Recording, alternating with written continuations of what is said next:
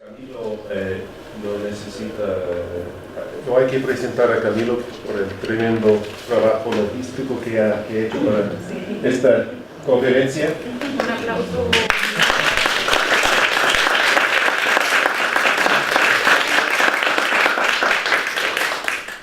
Quisiera siempre decir que es mi estudiante de doctorado a la Universidad Miguel, que está trabajando aquí en Colombia. Está empezando un proyecto muy interesante con Fanny, con Azikach, en el sujeto muy importante de qué significan los recursos naturales, el extractivismo frente a lo sagrado. Gracias, Juan. Gracias. Gracias a todos por el aplauso. No creo que me lo merezca. Fue con mucho cariño que se trató de hacer eso, y fue el trabajo de muchas otras personas que están acá y otros que están acá. Yo voy a hablarles un poquitico acerca de mi proyecto de investigación. Desafortunadamente yo no tengo el don de la palabra como muchos de ustedes, entonces voy a tener que leer algunas cosas porque también mi memoria es muy mala y a veces se va por otros lados. Bueno, como les dijo Colin, yo estoy trabajando, voy a empezar un trabajo con Fanny en la Amazonía. El título es, como ven ustedes, el valor de lo sagrado, la extracción de recursos naturales en territorios indígenas de la Amazonía colombiana. Así rápidamente, Fanny ayer más o menos les contó sobre su territorio. Estamos hablando del predio Putumayo, en el sur de Colombia. Es un territorio que tiene más o menos 52.000 kilómetros cuadrados. Esto es, para que se hagan una idea, es un poquito más grande que Costa Rica, un poquito más pequeño que Panamá. Ese es el territorio de Fanny. Allí viven varios pueblos indígenas, entre ellos la nación Huitoto, que es la de Fanny, los Bora y muchos más. Están los Miraña, los Minabe, hay varios. Bueno, aquí es donde empiezo a leer. Estas comunidades que les acabé de nombrar han creado lo que ellos llaman la Casa del Pensamiento, que es un centro educativo indígena donde combinan las investigaciones y técnicas narrativas propias con programas escolares estatales, los que son adaptados a las realidades amazónicas. Sin embargo, esta casa, antes de ser conocida como la Casa del Conocimiento, era conocida como la sede de la infame Anglo-Peruvian Amazon Rubber Company en las primeras etapas del siglo XX, la Casa Arana. En este lugar, como Fanny les contó ayer, miles de indígenas fueron esclavizados y asesinados durante el boom del caucho por un periodo de casi 40 años. Hay un antropólogo colombiano que se llama Roberto Pineda y que nombró este periodo de tiempo como el Holocausto Amazónico, porque solo en la nación Huitoto hubo alrededor de 50.000 personas muertas y desaparecidas. Entonces, es la transformación del significado de este lugar en algo completamente diferente, como lo es hoy la Casa del Conocimiento, lo que me llamó la atención y lo que me acercó mucho más a la cultura o epistemología amazónica. Epistemología es una palabra para decir cultura. Entonces, yo al acercarme al mundo amazónico aprendí que en la Amazonía colombiana los chamanes de los pueblos Huitoto, Andoque, Bora y entre otros se comunican con las plantas sagradas para hacer frente a los proyectos extractivos contemporáneos. Las plantas sagradas son la coca, el tabaco, la yuca dulce. Ellos son los hijos de la yuca dulce, de la coca, del tabaco y de la yuca dulce. Y también ellos consultan a las plantas para curar el sufrimiento de sus familiares, para establecer un vínculo entre los pueblos indígenas y su entorno, el cual se vio afectado durante el siglo XX, como ya les contamos, cuando Todos estos pueblos indígenas fueron esclavizados, y luego con otros booms extractivos, como Fanny también les contó ayer, que están estrechamente relacionados y que todavía siguen. Narcotráfico, grupos al margen de la ley, etc. La minería ilegal. Entonces, más allá de aliviar el dolor y la tristeza infligidos por las lógicas coloniales o extractivas, este complejo proceso de curación incluye primero la reconciliación y rehabilitación de las relaciones entre las comunidades humanas y no humanas, es decir, con los espíritus del bosque, de los ríos, pero también incluye sanar las relaciones con el Estado. Si bien las naciones indígenas han logrado importantes avances estratégicos en su propia organización y la rehabilitación de las relaciones en sus territorios, las relaciones con el Estado y con agentes externos todavía es un reto, es un desafío que todavía están enfrentando. Y entonces, como decía José, uno de los problemas con esta reconciliación es que para los grupos indígenas de la Amazonía colombiana también, los asuntos espirituales, económicos y ambientales están relacionados entre sí en lo que se puede llamar la canasta del buen vivir. En contraste, el Estado y otros actores externos están motivados por lo que podemos llamar la piedra angular del progreso, es decir, el beneficio económico y la acumulación de capital a costa de la explotación del otro. Esta es una comprensión de progreso que siempre ha traído violencia, ha traído dolor, ha traído enfermedades, degradación ambiental a la Amazonía y a su gente. Entonces, yo creo que para romper este ciclo corrosivo, para curar, para resolver conflictos actuales y para prevenir otros en el futuro, las partes, es decir, el gobierno colombiano, las empresas, las comunidades y otros actores que conviven en estos territorios deberían transformar los actuales espacios políticos para comunicar y valorar los significados espirituales y sagrados de las ecologías indígenas en la región amazónica. Entonces, mi proyecto investiga las posibilidades que trae el consentimiento libre, previo e informado, que ya muchos de ustedes lo conocen. Ahí simplemente yo escribí unas pequeñas definiciones que me parece que pueden ser pertinentes para cada uno de lo que quiere decir el consentimiento previo, libre e informado.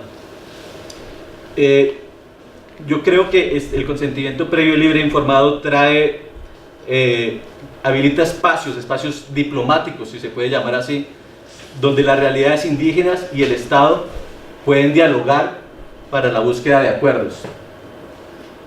Y esto puede ser posible porque el consentimiento previo, libre e informado es un derecho y es un mecanismo no solo que posibilita este diálogo, sino que es un mecanismo para diseñar acciones que garanticen la supervivencia de las comunidades indígenas, cuando el Estado, por sus decisiones o acciones, amenaza su integridad. Y esto es básicamente porque el consentimiento previo, libre e informado posibilita un diálogo más equitativo de lo que ha sido hasta el momento entre las partes, porque reconoce el derecho al veto a las comunidades indígenas, es decir, el derecho a decir sí o no, definitivo. Entonces, yo creo que el consentimiento previo e informado, que actualmente está avalado por las leyes internacionales como la OIT, el 169, por las leyes colombianas y también por las leyes indígenas, está bien situado para ofrecer un espacio en el que se puedan negociar las concepciones materiales y espirituales del territorio en el contexto de la extracción de recursos naturales. Aquí no me voy a extender mucho, esto es más o menos como el marco teórico. Hay mucha gente que ha escrito sobre estos conflictos, pero nadie ha escrito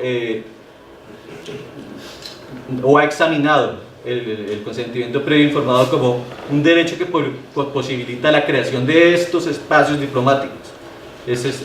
Son espacios de negociación de múltiples ontologías, que son realidades, de diferentes realidades y relaciones que crean esas realidades.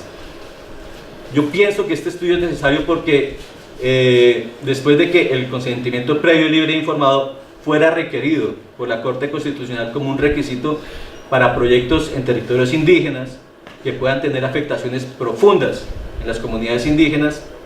Estos espacios, como pueden ser las consultas previas, pero no exclusivamente, deben abordar el choque de diferentes intereses, diferentes pueblos, diferentes órdenes temporales, realidades, ecologías, metodologías, pero también deben abordar una larga historia que hay entre los gobiernos nacionales, las industrias extractivas y los grupos indígenas. Entonces, porque todo esto tiene que tenerse en cuenta en estos espacios, en estos espacios diplomáticos. Entonces yo pienso que con el fin de abordar adecuadamente estas profundas diferencias que desafían los procesos de comunicación entre las partes y por lo tanto el alcance de acuerdos, porque pues, si uno no se entiende, pues no puede llegar a ningún acuerdo. Mi investigación se basa en el trabajo de estas personas, pero pues obviamente también en lo que he aprendido en mis viajes y en conversaciones con muchas comunidades indígenas en Colombia y en el mundo. Y sobre la base de este marco teórico yo propongo que hay un error sistemático en la lógica del enfoque del Estado que le impide apreciar relaciones esenciales que están más allá de sus propias, de su epistemología, de su cultura, de la cultura del Estado, digamos. Sin embargo, el consentimiento previo, libre e informado,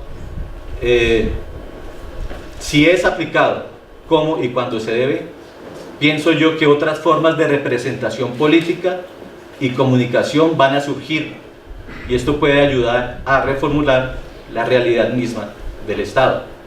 Tengo 3 minutos, ya va a terminar. Entonces, por ejemplo, hay una antropóloga que escribió algo que llama Cosmopolítica, y yo pienso que el consentimiento previo, libre e informado puede abrir espacios políticos y legislativos en Colombia para esta cosmopolítica, que en palabras simples es la formación de un cosmos común a partir de las experiencias de diferentes mundos, de diferentes realidades.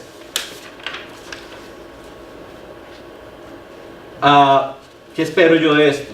Entonces yo con esta investigación, mi intención no es seguir un objetivo fijo como investigador y decir voy a probar esta tesis, y tampoco quiero tampoco quiero hacer una traducción de las luchas y las experiencias indígenas al lenguaje académico. Ese no es mi interés.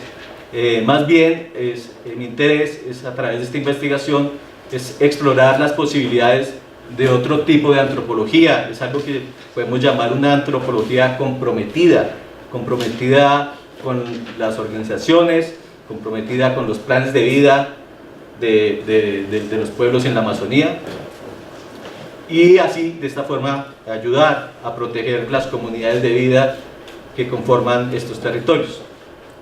Entonces, me gustaría contribuir desde la academia, que es como el sombrero que tengo yo ahora, para mejorar las relaciones de estas comunidades de vida con el Estado y viceversa. Y quiero ayudar a la reconstrucción de espacios políticos de representación que no sean exclusivos, que no saquen a otros, por ejemplo la naturaleza, los espíritus, etc. Que estos seres se vean representados en espacios políticos. Por último, ya para cerrar, algo que aprendí en la Amazonía y con muchos grupos es que las personas humanas, porque hay personas animales, hay personas plantas, en realidad las personas humanas, según la mayoría de estas comunidades, tienen una habilidad particular que las diferencia de las otras personas, y es que se pueden transformar a sí mismos. Entonces, por lo tanto, yo creo que con esta investigación podríamos explorar la posibilidad que instituciones modernas, entre comillas, como la academia y el Estado colombiano, recuperen esta capacidad de cambiar y transformarse, en lugar de cambiar y transformar al otro, en vez de transformar al medio ambiente. Sí, tengo más, pero ahí voy a terminar. Entonces tienen aquí las preguntas.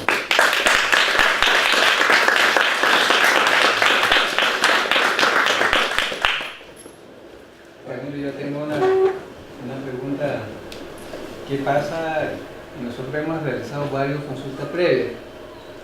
Cuando nosotros hacemos una reunión con el director de consulta previa del Ministerio Interior, cuando le planteamos que es el consentimiento previo libre e informados, apenas nos dice, sí, está bien, que eso no está vetado. En Colombia no vetó eso. Entonces, ahí está, sí, la Corte lo ha dicho eso. Y va lo que dice la consulta previa, toca realizar la consulta previa, que toca capacitar a los indígenas para que pueda hacer buena consulta previa. Pero en mi concepto es que los pueblos indígenas no necesitan capacitarse porque está solamente defendiendo. No estoy de acuerdo que se aplique unos instrumentos legales, jurídicos, que defienda que, por lo menos nosotros hemos hecho más de 20 consultas previas, no tiene garantía. No tiene garantía dentro del derecho fundamental indígena. ¿Qué hago yo hoy con este señor? Hacemos una consulta, armamos documentos, un paquete de documentos y se archiva y no pasó nada. Entonces, ¿cómo se entiende la consulta previa? Ese uno. El otro nos habla de test de proporcionalidad de las presidencias. Hay una directiva de la presidencia, sacó un test de proporcionalidad. Si va, lo cita una vez, si no va, dos, la segunda no va, entonces hacen las consultas y ya pasó por delante la consulta previa. Entonces, yo veo que ese es y ahora que yo estaba en la reunión, la mesa de concertación con los pueblos indígenas aquí en Colombia, donde escuchaba decir que la consulta aquí en Colombia ya lo metieron como proyectos de reforma a las consultas previas en el Congreso. Entonces, para nosotros vemos lo que estaba mejorcitos, lo vamos a volver peor. Sí. Entonces, yo tengo esa pregunta. Sí. Mira, yo estoy de acuerdo contigo que, bueno, la consulta previa es un camino para un fin. El fin es el consentimiento previo, y es que las comunidades digan si sí o si no están de acuerdo con un proyecto, y si están de acuerdo, pongan las condiciones.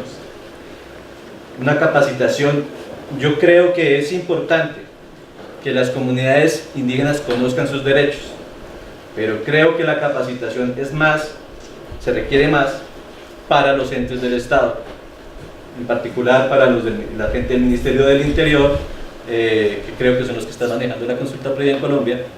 He conocido varios, y generalmente la mayoría de estos funcionarios que van son funcionarios que no tienen ni idea de dónde están, no tienen ni idea de con quién están hablando, absolutamente nada, van y firman un documento. Me parece que el Estado no tuviera interés en proporcionar profesionales idóneos para eso. Entonces me parece que si alguien tranca las consultas previas, no son los pueblos, sino es el mismo Estado, desde mi experiencia y de lo poquito que he leído. Lo de la directiva, bueno, hasta donde yo entiendo, la Corte Constitucional ha dictado algunos parámetros que se deben seguir, pero dentro de ellos es que se deben respetar los tiempos de las comunidades. Entonces, las directivas generalmente afectan, yo no soy abogado, yo soy antropólogo, pero hasta donde sé, las directivas afectan exclusivamente a las instituciones del Estado. Entonces, una directiva le puede poner tiempo al ministerio, pero no le puede poner tiempos a las comunidades, ¿sí? Y hasta donde yo entiendo, las consultas previas deben hacerse, como dije, de acuerdo a los tiempos de las comunidades. Son ellos los que deciden. Si las comunidades se reúnen cada 2 años, pues será en ese momento donde se puede hacer la consulta previa, o si se reúnen en la época de cosecha o en la época de lluvias, no sé. Esos tiempos deberían ponerlos, son las comunidades. Hay mucho que hay que hacer, sí, pero yo creo que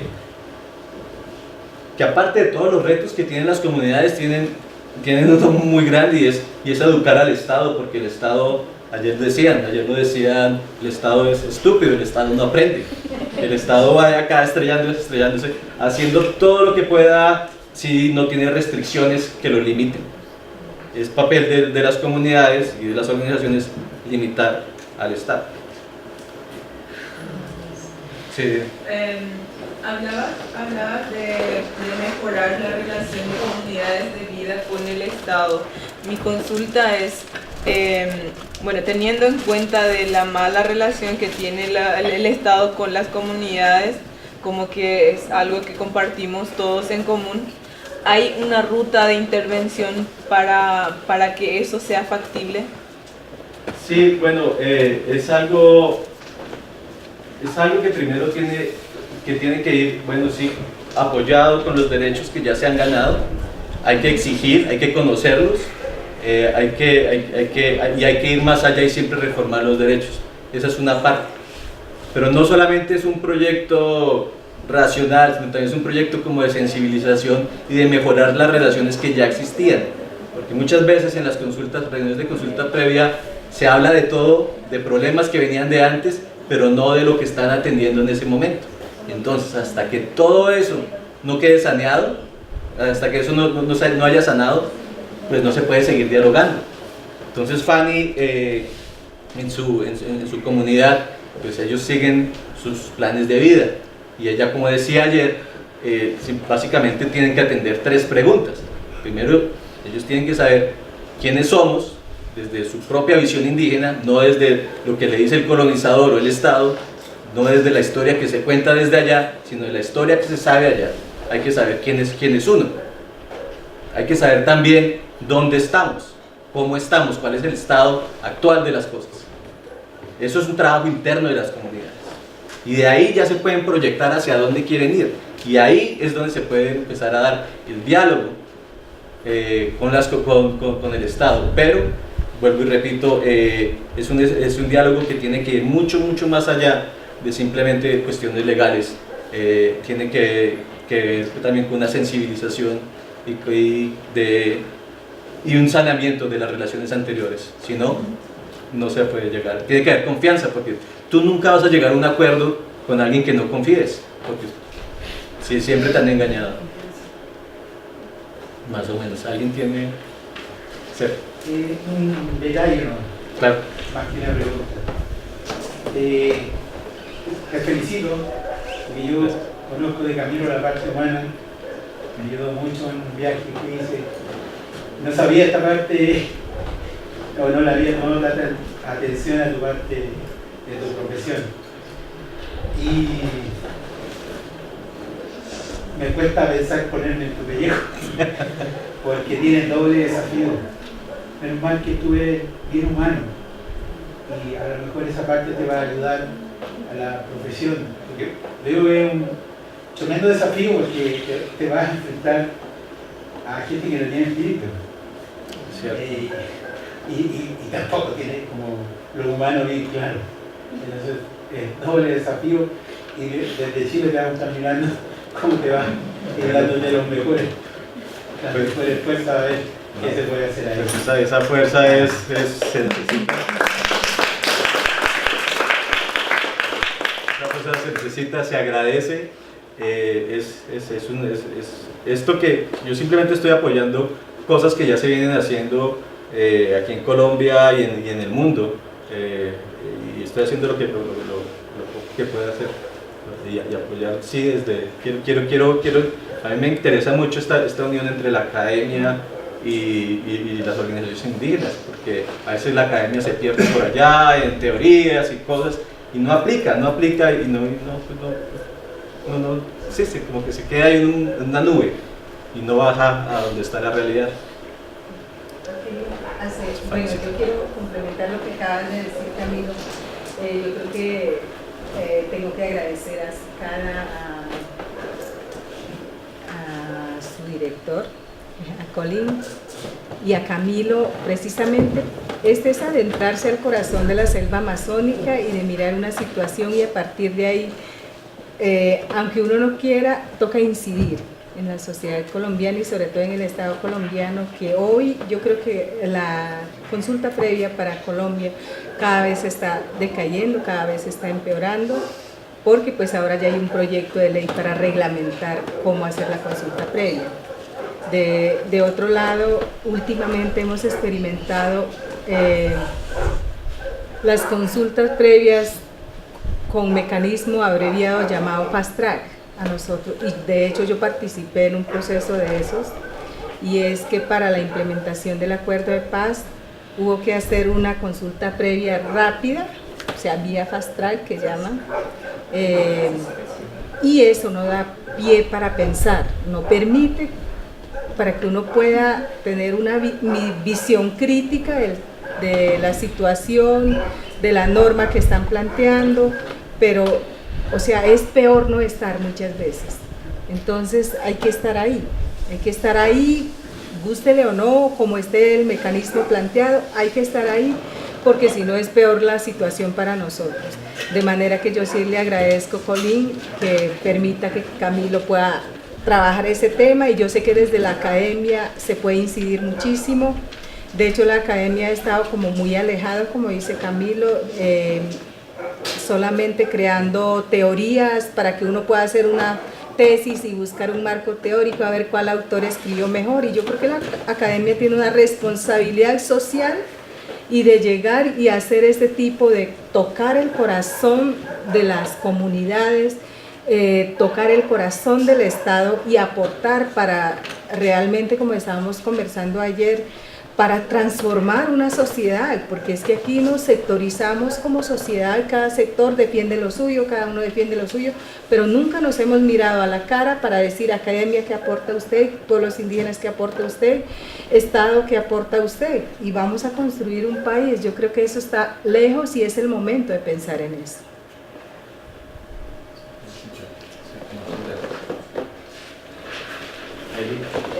Sí, yo también tengo como una preocupación, voy a intentar de resumir, que es que estás tocando un tema importantísimo primero y suerte, porque es también difícil, pero según mi experiencia ya hay bastante crítica sobre ese consulta previa y todo, cuánto se ha abusado y cómo se está repitiendo los mismos como abusos que se hizo con la participación en las décadas anteriores.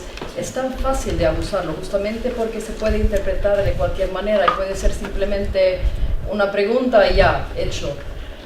Mientras que se desvíe la atención de la relación y del respeto que está en base de todo, ¿no? Y también porque no ha sido definido por los pueblos mismos, es un mecanismo definido del exterior. Mientras tanto, hay procesos y mecanismos que sí están definidos por pueblos indígenas mismas, como Whakatane Mechanism y Akwekon Guidelines, y otro de Nueva Zelanda y de los Maoris, que no recuerdo cómo se llama, pero hay otros procesos que sí que son mucho más de diálogo, espacio, lento, procesos, y no solo como un one-off que ya hecho. Entonces no sé cuánto estás mirando esos otros mecanismos y procesos para, no sé, quizás dar algo de aprendizaje y una crítica constructiva para el consulta previa. Sí, es un muy buen consejo. Yo creo que es importante que las organizaciones hablen, y yo creo que CICADA sirve para esto, para que haya una comunicación entre las comunidades, digamos, en Colombia con las comunidades en Nueva Zelanda, porque pues están conectados. CICADA provee esa conexión e intercambiar experiencias, de ver cómo se puede mejorar. Incluso aquí estamos, digamos, tenemos este problema de la consulta previa, pero en otros lugares sencillamente ni siquiera tienen la consulta previa y están peleando para llegar a la consulta previa. Acá lo que se está tratando es de que se reconozca y se implemente el consentimiento previo, libre e informado. Son herramientas, y yo en este momento voy a utilizar sencillamente no mis palabras, sino las de alguien más, de Lorenzo Muelas. Él decía que todos estos derechos son herramientas, pero son herramientas que hay que conocer, hay que saber manejar, porque si no alguien más te las quita y las utilizan en tu contra como un arma. Entonces es importante eso. Pero sí, es muy importante que haya una comunicación, una red entre organizaciones en todo el mundo, porque lo que pasa acá en Colombia no es muy diferente a lo que está pasando en Australia, en realidad, o lo que pasa en Canadá, o lo que pasa en Centroamérica. Tengo que